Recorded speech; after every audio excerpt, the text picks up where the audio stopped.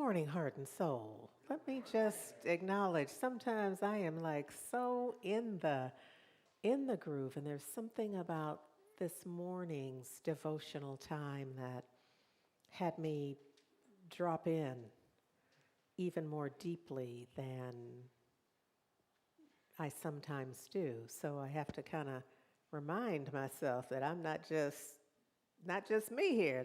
There's some of us doing this. So good morning, heart and soul, more officially, and welcome to our adventure in faith, very intentionally, where we are declaring and setting our attention on our intention to move forward together.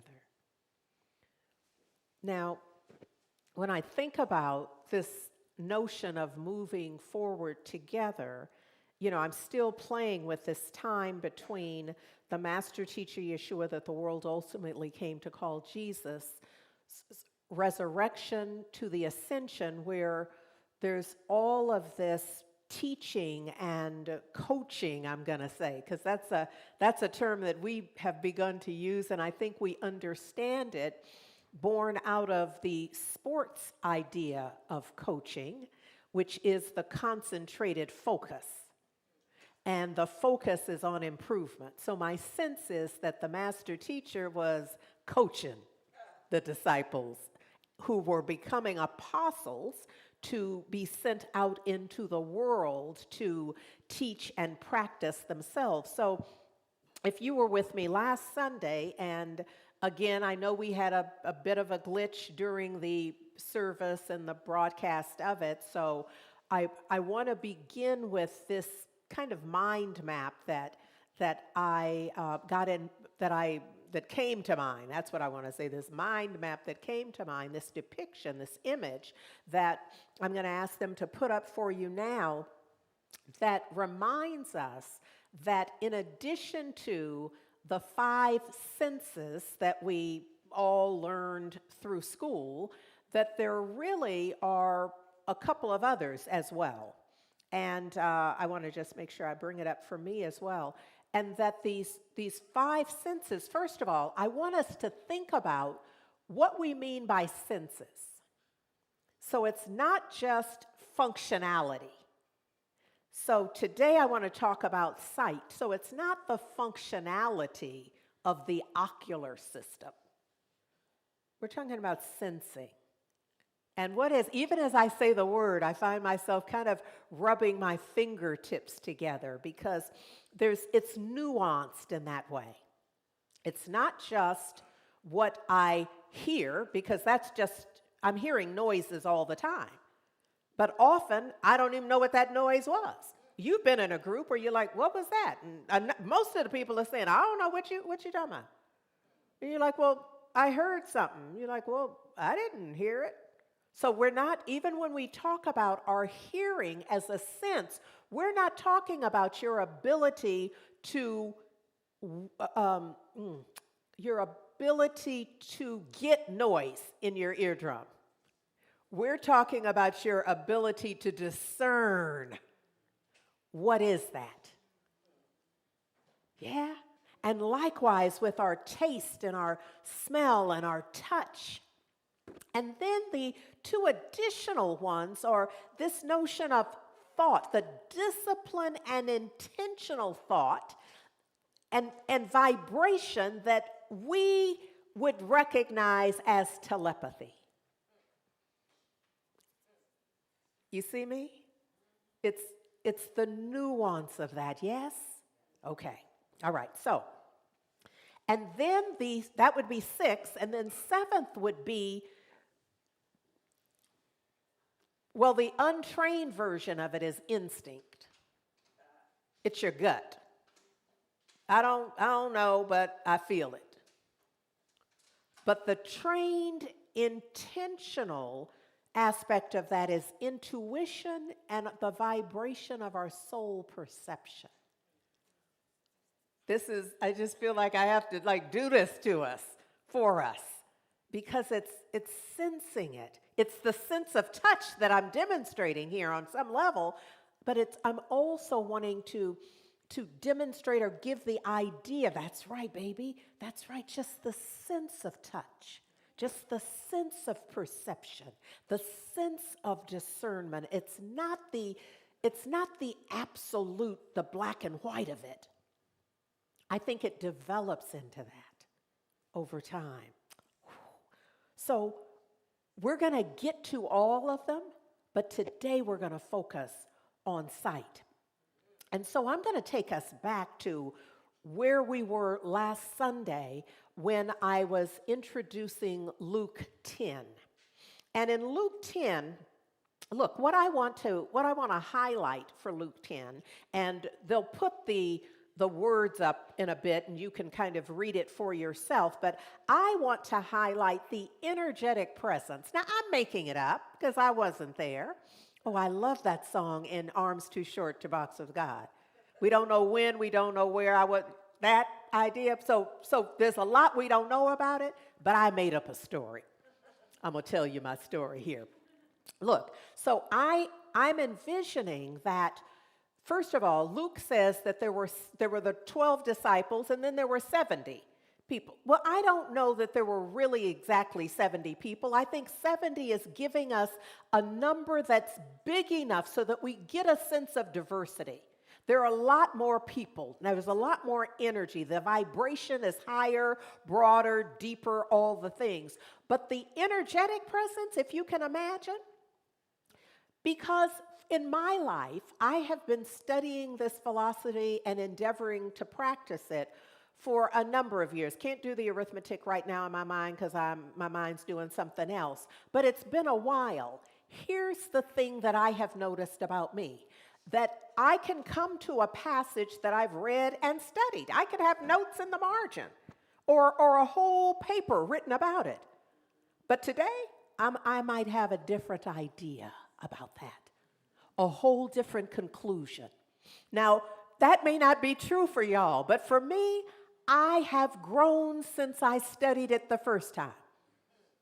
The mind that took it in and made those first notes and highlighted, because sometimes I look at it and I'm like, I don't know who highlighted that part, because this other part is the part that needed highlighting, and I don't even know how that part got in the book. Because if that had been in the book the first time I read it, I know I'd have highlighted it. I'd have circled it and put an asterisk. But none of that was done. Why? Because my consciousness was not there yet. When I read that the first time, you know how we do, like that just went over my head. I don't even know what that meant then. But now I read it and I'm all about it. And I'm wishing that I could remove the highlights I had and highlight the new stuff. Is this making sense? Am I the only one? But my sense is it's not the book, it's me. I have shifted in my awareness because I've been studying. So likewise for the disciples and the who come to apostles rather. So they are there learning and some relearning. Do you understand what I'm saying? Because if you think about what happens when you have a teacher, you often are relying on the teacher. So a question comes up and you, teacher. But when the teacher goes, and first, before the teacher didn't just disappear into thin air, the teacher start telling you, I'm going. You better start getting this because I ain't going to be here all the time. You're going to have to work this out. So imagine what happens to you. See, I'm just trying to humanize them. There's some fear, isn't it? It's like, well, yeah, I did it. If it was arithmetic, I did it. Or if it's spiritual, I've been practicing the principle, but I kind of always want my coach there. You know, I need a third base. I need a batting coach with it because sure enough, I can hit, but I like getting the feedback. I ain't going to be there always. I'll forever be with you, but I won't be with you in the same way. You're going to have to start doing this yourself. So there's lots of fear in the room, isn't it? Now, it's not equally distributed, though. Because some folks are feeling like, okay, I think I got it. But some folks are like, I don't got it. He left too soon. I ain't ready. Yes, I'm just wanting to paint the picture in a sense, because what the master teacher is then telling them is, look here, the harvest is ready. And that means when you say the harvest is ready, it means somebody has to start harvesting now. You cannot wait till you get ready to harvest. So this is the very first thing, is putting us on notice that the time is now. Get busy right now. I'm trying to tell us something right here. The time is now, y'all. And I know we're not ready. We're not feeling ready, but the time is now. We're going to have to get into the fields and start harvesting, because the time is now. And then he acknowledges, I'm sending you as lambs unto wolves. It's going to be tough. I ain't going to pretend like this going to be an easy thing. You are going to have to get way out of your comfort zone. Way out. There's no other way. You're going to sweat the whole way there. Yes? All right.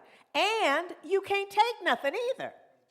Is the thing. Don't take nothing. Don't take none of the stuff you've been relying on. Don't take none of it. Why? Because I want you to know that you are reliant on the principle and the process. That's all you got. Put that backpack down. You're not taking that. I know you got your little toiletries and all the things set up to go. You know how we do. You're not taking that. You are going vulnerable and available to whatever is there for your highest and best, which you would miss if you had your own stuff. If you go in there packing, you are not going to ever realize how much you need the connection of the people that you would never have even been speaking to before.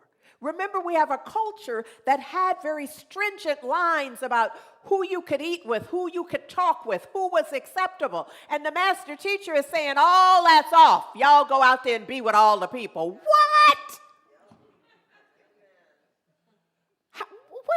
What? Right? It's a revolution. It changes absolutely everything. Talk about imagining justice. Talk about moving into the thing yourself.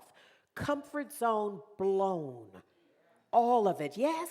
He's saying, eat with the people. Eat what they eat. We're like, but we're not allowed. Do what they do. Be with them. Don't try to get to the safe place. Know that you are safe wherever I am. And the I am is everywhere, always present. Come on, y'all, let's go with this.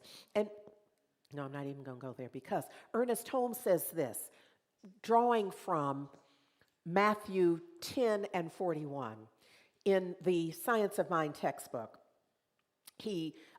It's the heading on it is the reward of true visioning.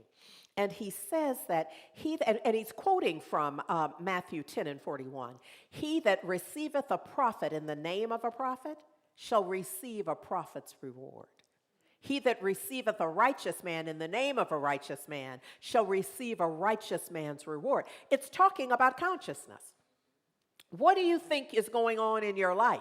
Because that's the reward. The way you call it, that's the way it's going to be. So this is not talking about a distinction of somebody who has the name tag prophet, or somebody who has the righteous man's necklace, pendant. It's not that. It's that if you perceive it to be that, what you receive in that is commensurate, is on par with, is aligned with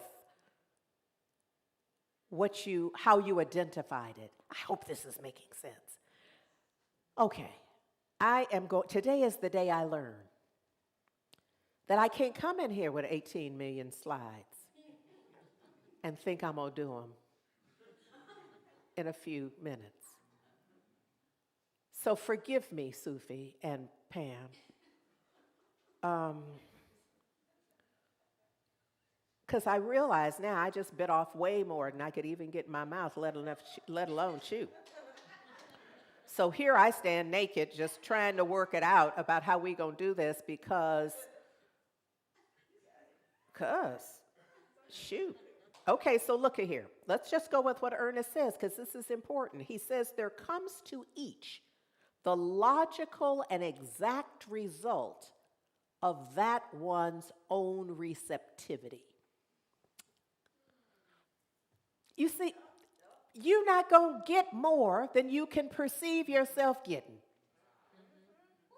You are not going to have more than you have prepared your inner receptivity to have. Remember how pissed off we used to get with the idea that by pissed off I mean, yeah, I really didn't mean that. I was going to try to clean it up, but yeah, I really meant how we allowed it to disturb our consciousness. When we would hear the rich get richer and the poor get poorer. You know, early on, it just felt like, now that ain't right. Because that just says I can never change my but that's not what that means. That means if you haven't changed your mind about you, if you don't perceive yourself as richable, even if you don't see yourself as rich right now, but if you ain't richable, then you're going to be poorable. Which means that that's what's going to unfold in your life. Why? Because you are more receptive to poverty than you are to prosperity. And that's like a personal thing. That's an individualized activity in mind and heart. It's not that the world is against you. The world is simply giving you the principle. And the principle is that if you cannot perceive yourself as rich or richable, prosperable, then you won't get any more of that than you have. And then, as if that wasn't hard enough, you know, the next part is, and if you get some, it's going to be taken. And it feels unfair to even consider such a thing, but it is righteous law. Why? Because you don't feel worthy. You may accidentally get it. You may find it. You may become a beneficiary. But trust me when I tell you, and it's not personal, it is the law. It's the way it works. You won't be able to keep that money unless you change your mind in such a way that you can see yourself with that and thriving with it. Oh.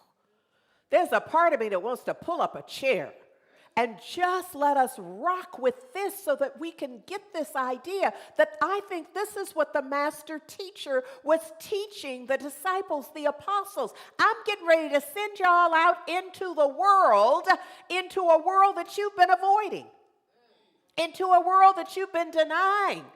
You've been trying not to watch the news and act like there's not a war. You've been acting like for the stuff you like, you've been acting like we're global. And everything that's happening, and in fact, we quote it, don't we? We say if it's happening anywhere, it's happening everywhere. But not with the war. See, we pick and choose. Come on, disciples. We pick and choose around what is it that we are going to righteously see ourselves involved in. We don't see our own thinking, our own mindset as warlike. We see Putin. So we project all of that out on him, on them, on those people, on the way they do it, and we don't see ourselves. See, for all the oneness, there's only one mind. Who are you kidding? You don't believe that? Not one iota. If we did, we would be living a different life. We would know that why we call them Ukrainians, they're Andriettians. And whatever your name is,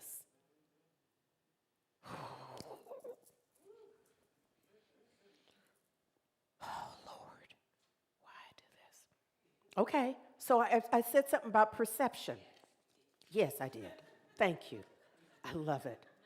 I got help. Sister needs some help sometime. So look, the problem is not about outer events. It's about our interpretation of them. What the meaning we give them. That's what it really is. So Bud Morris says this about perception, that in A Course in Miracles emphasizes repeatedly that your physical eyes do not see the truth about you, about your brother. And I'm going to add sister because I know some of us came here if I don't do the gender balance. But look, I'm not mad at you because we got work to do around that. We really do. But the personal work is to not allow the unbalanced gender pronouns to keep you from getting the truth. I just need to say that. Okay. So there's some work to do in probably all of our documents, all of our literary work, all of that. But do not miss the truth because you mad that it wasn't he, she, and they. And I feel you, I just need to say. So it's not that your eyes, your physical eyes, cannot see the truth about anything because they are but giving you a perspective. And that perspective is always based on what you believe, what you think you know, who you think you are. Yes, they say your eyes are blinded by your perceptions and your past thinking. Here it comes, y'all. Get ready. You see what you wish to see. Plain and simple.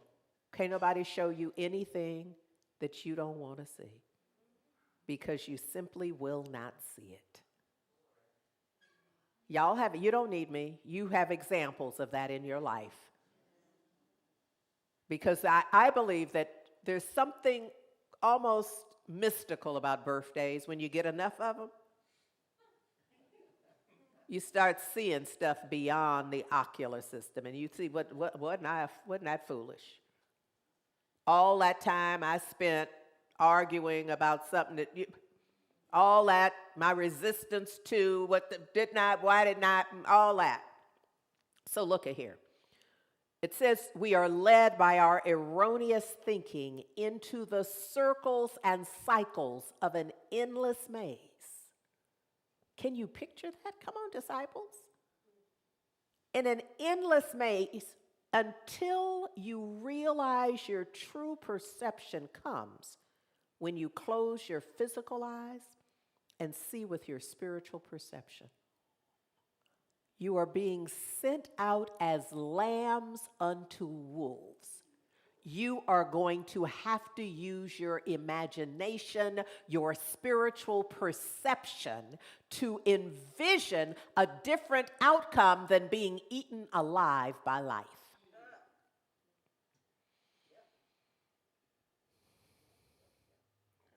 The world you see is what you gave it, nothing more than that.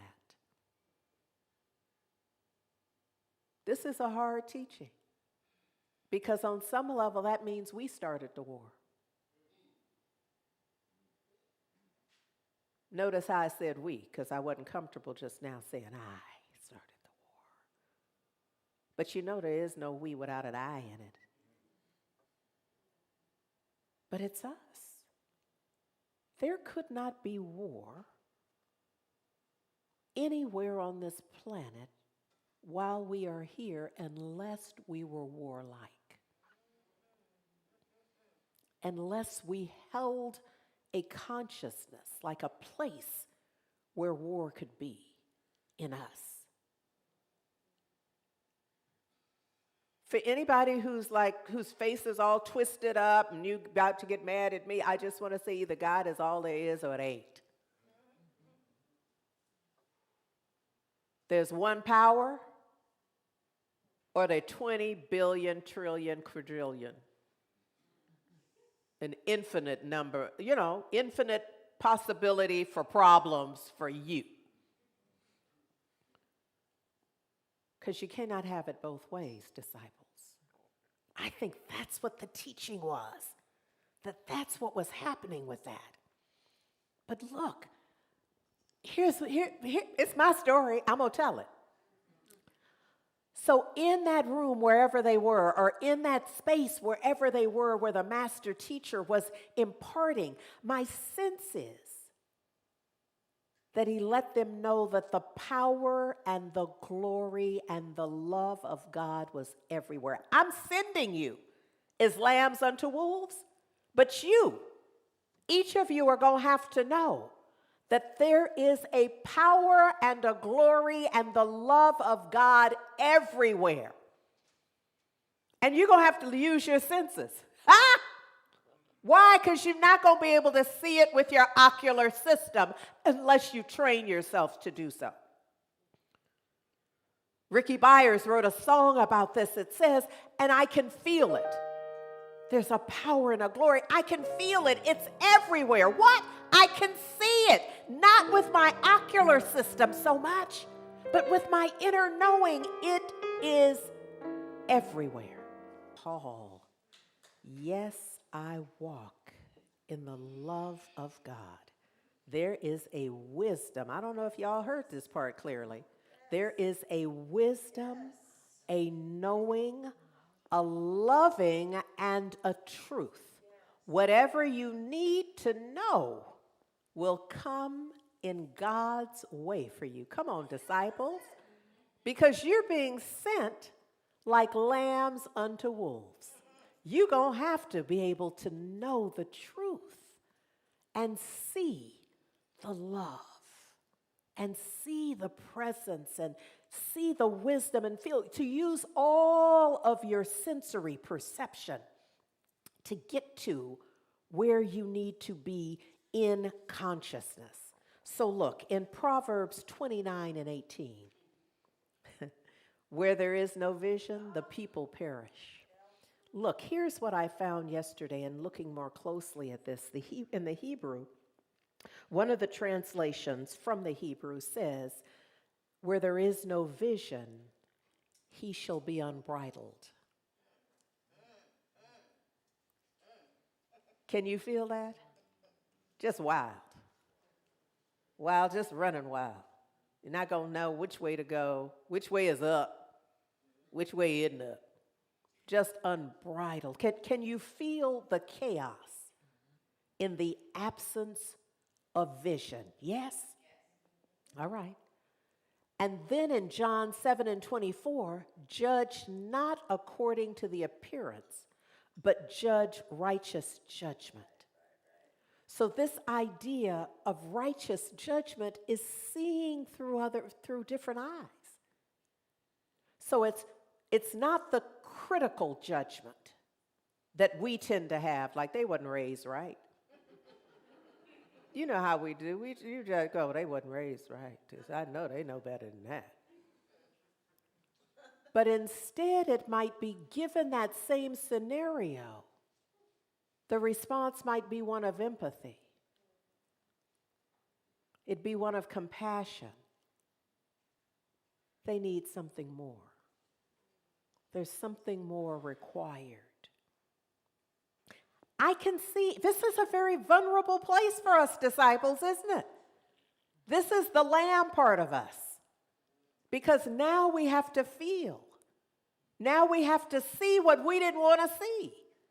We're going to have to not just hear the sound, but listen to what we didn't want to hear. You've been in the conversation before, but you didn't hear nothing they said because you were already thinking about, here's what I'm going to say. I'm going to try to wait till they finish. But if they don't hurry up, I'm going to have to just get in here with what I have to say. So it's not that we aren't hearing. We're hearing, yeah, yeah, yeah, like a Charlie Brown moment. Yeah, yeah, yeah, yeah, yeah. That's what we hear. But simultaneously, we're hearing our own thought. That's what we're listening to. We're hearing, yeah, yeah, yeah, yeah, yeah. from them. But what we're listening to is our own fear, our own doubts, our own absence of a sense of full deservability.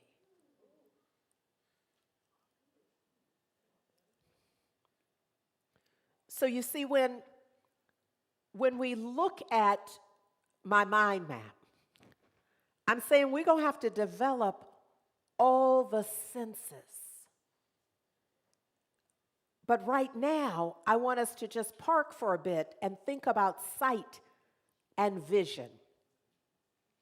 And in order to do that, I thought, because here's what happens, just like I said with hearing and listening, we use them interchangeably, like they mean the same thing.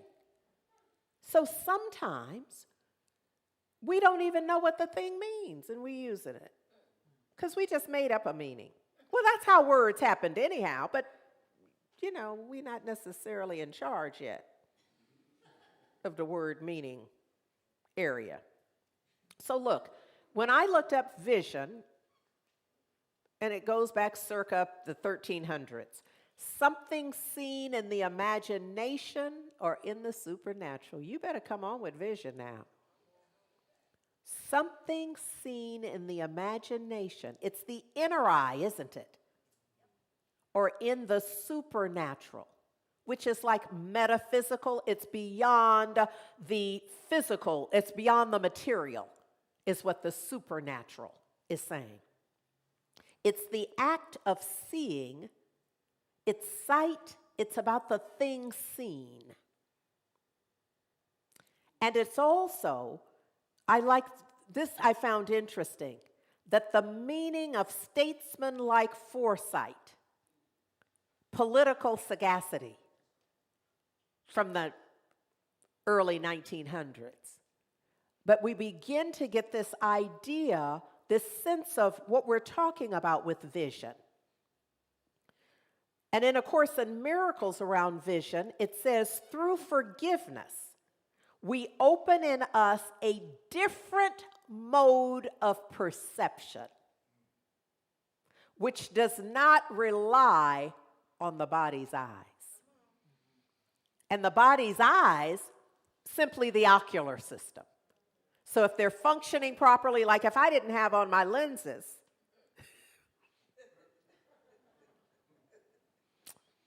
I'd be missing a lot of stuff. You know what that optical test is like? They keep changing the little lenses, and finally you go, whoa, oh, I didn't even know that was there, that letter. That looked like a B to me, but it wasn't. But that's the ocular system. When you close your eyes, come on now, acknowledge, let's just acknowledge we see something. We're always seeing something. When we allow our eyelids to close, we have shut out the external visual stimuli, but we're still seeing. If it were the ocular system, we would not be able to see with our eyes. Come on now, ask somebody. We would not, if it were simply the ocular system that was in charge of our seeing, when you allowed your eyelids to close, you would no longer be able to see nothing. But we know that's not true. Some of us would say, I do my best seeing with my eyelids closed. And in fact, often when I'm speaking, I must close my eyelids. And it doesn't mean speaking with a mic. I mean, sometimes just in a conversation, I have to allow my eyelids to close so I can really see what I mean. Now, when you say that out loud, that doesn't even make sense. I got to see what I mean. But when you think about the supernatural, beyond the material, the metaphysical, of course you got to allow your eyelids to close because you are stopping all of the distractions. You're putting a curtain there so you can really see what's going on inside here. What's going on in my inner mind? What's my inner eye perceiving? Is this making sense, y'all? we see with what A Course in Miracles calls vision or true perception in the inner. The vision looks past the body, seeing a holy radiance in everyone and everything. That's true vision. That's the true perception because it's there. We can't always discern it because sometimes they done you wrong or you think they have. And so you can't see the beauty. Oh, but when we read some of the near-death experiences and people talk about those folks who have been there and lived to tell it, they often have very similar stories in that they immediately saw the beauty. Everything and everyone, they saw past the judgment and projection. Stroke victims sometimes are saying, Jill, I forget her, Bolte Taylor, thank you. Jill Bolte Taylor, doctor, scientist, had a stroke and she was able to perceive it. She was able to discern what was happening to her and then wrote the book about it and gave a number of interviews and talking about it. But what she said was that when that part of the brain was seized and flooded with blood, in her particular case, the other part of the brain gave her access to an entirely different perception of the world and her life and who she was. Oh, when we look at this, we begin to get such a different sense of who we are. We've been lied to. We've been hoodwinked around who we are and whose we are and how we really operate. But we can free ourselves, disciples. I'm sending you out like lambs to wolves, but you got what you need. Because you know that you walk with God. In the love of God. You know that. So you know you're going to be okay in all of this, yes? Vision sees what A Course in Miracles calls the real world. That's what Jill Bolte Taylor was talking about. That she was able to pierce through the illusion and the fear and the doubt and to see the real. Oh. A world of innocence in which everyone and everything I see will lean toward me to bless me. I'm going to ask you to breathe that in. I'm going to read it again. A world of innocence in which everyone and everything I see will lean toward me to bless me. A world of innocence. Wow. What does that part even mean? A world that we hold as innocent.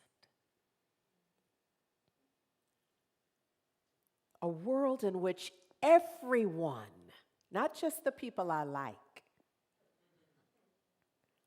everyone and everything on that side of the tracks too, in that neighborhood as well, in that physical clothing, not fabric, but skin and features. Everyone and everything I see leans towards me to bless me.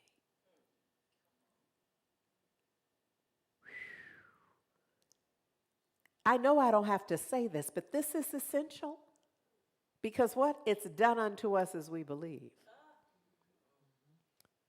So if we are slow on the uptake of shifting what we believe, we'll miss this entirely.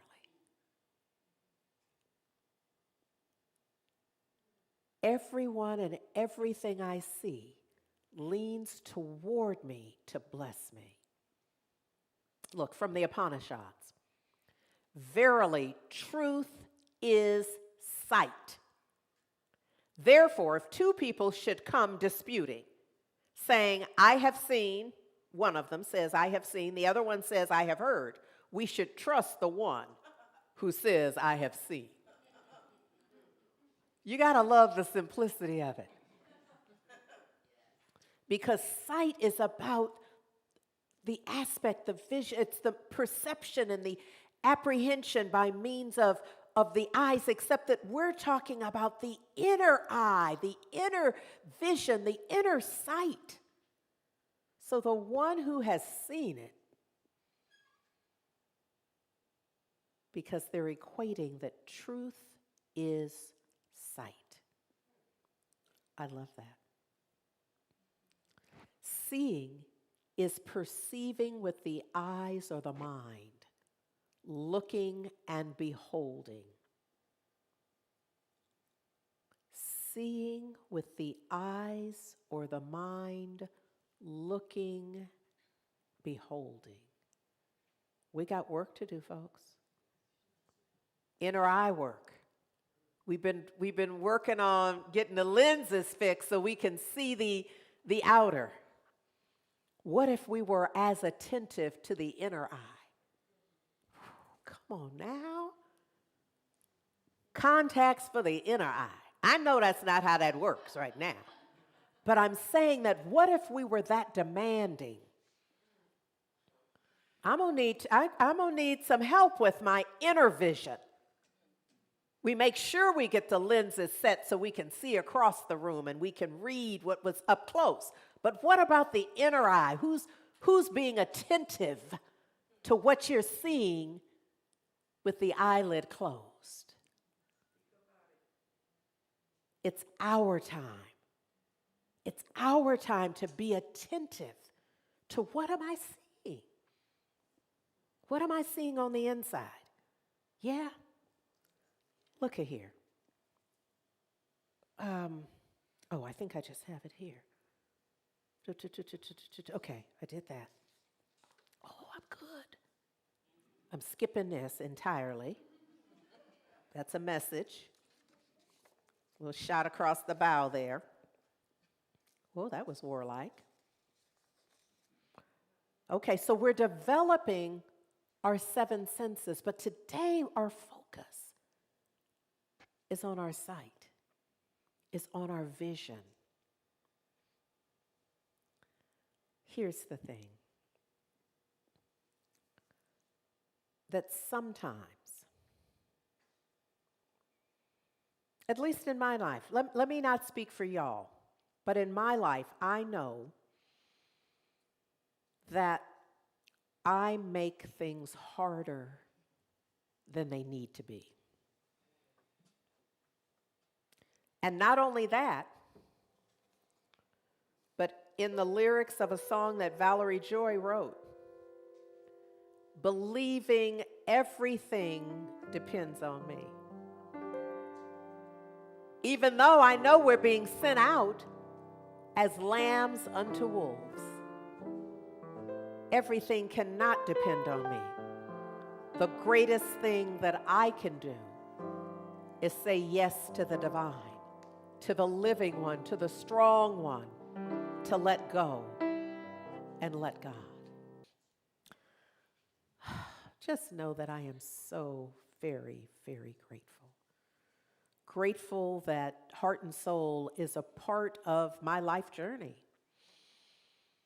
Grateful that Heart and Soul is a part of the life journey for whoever is present with us in the room and virtually, and even those folks who are not with us on Sunday, but they tune in during the week. This is a thing for which I'm grateful, that if you miss it on Sunday, you haven't just missed it for the rest of your life. You can catch it on Monday or Tuesday or Wednesday, or next week, week after, a month later. It's always there.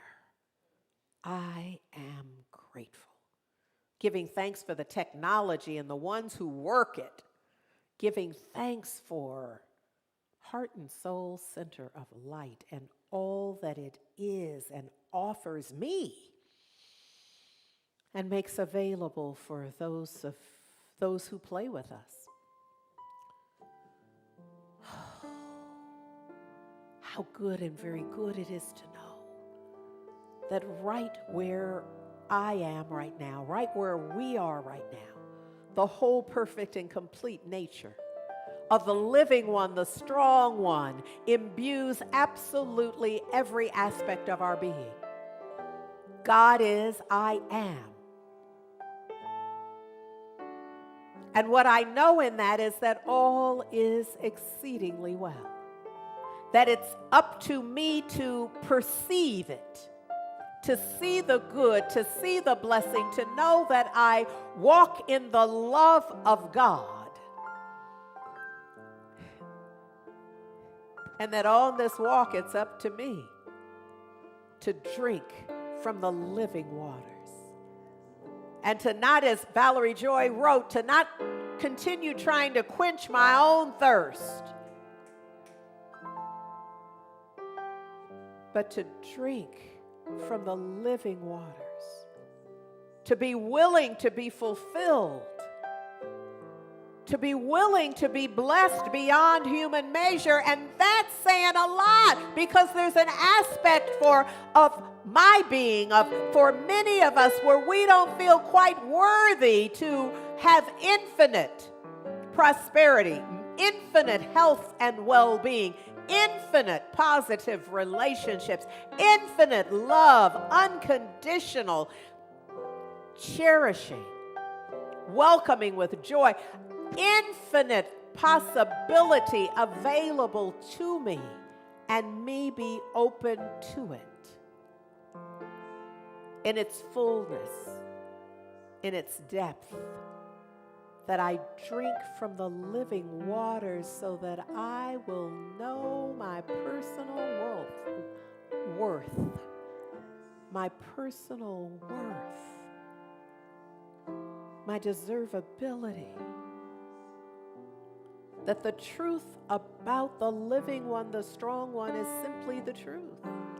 And it must be the truth about me, and it must be the truth about everyone. And that I can know this, that I can discern it, that I can perceive it, that I can envision this, that I can embrace this truth. Oh, I give thanks. I give thanks right now for the divine transformation of my thinking. That right now in my mind a new sprout has sprung. It's time for the harvest. It's time for the harvest to begin living from the new thought, from the new cause, from the new intention. Oh, how good and very good it is to just pause for a moment and know this truth, that there is one life, and that each of us is living it, that there's one breath and that each of us is breathing it, that there's one love and that each of us is bathed in the love of the living one, the strong one, the love of God, the love of the divine. And knowing this, I know that I know that I know that my life is enhanced, that all life is enhanced in magnificent and beautiful ways. And for this, I am grateful. Grateful for the healing in the heart and mind. Grateful for the divine transformation. Grateful for the shift. Grateful for the way it all unfolds.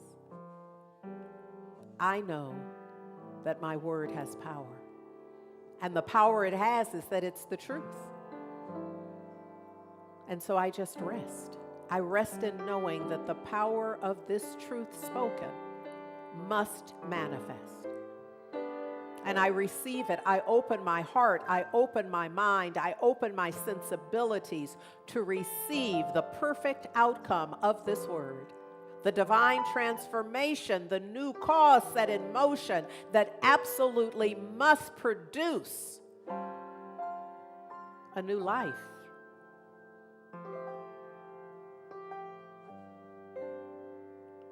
We are ready for the harvest. The harvest of good awaits us now, and we get to it. And for this, I am grateful. I seal this by simply saying Ashe, Amen, and so it is. Love matters. Truly, truly matters.